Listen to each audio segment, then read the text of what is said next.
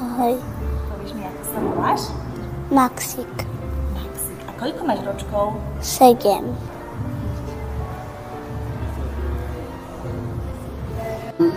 Pri Maxikovi už sme v 13. týždni tehotenstva vedeli, že čo nás čaká. Má vážnu diagnózu najhorší stupeň raz štepu chrbtice. Je laparoskopický cez moje brucho v 6. mesiaci tehotenstva.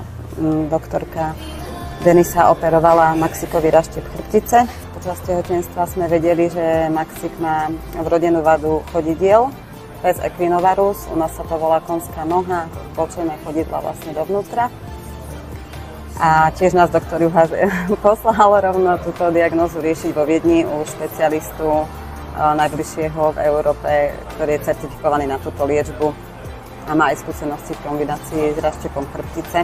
Po dvojtýždňový bol vo Viedni a mal naložené prvé sadričky na nožkách, čiže vlastne celý život je liečený vo Viedni. Maxik mal od kolien dole ochrnuté nožky, keď sa narodil, vraj tam nie je žiadna inervácia. Celý život vlastne cvičí, chodí na rehabilitácie, na viacerých miestach sme už boli, na viacerých klinikách.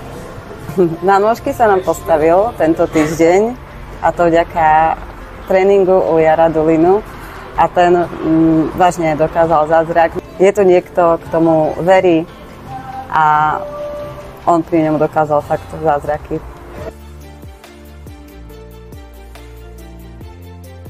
Kúpou samolepky pri poklade do keľu spolu môžeme pomôcť Maxikovi napredovať ďalej. Spolu dokážeme veľké veci.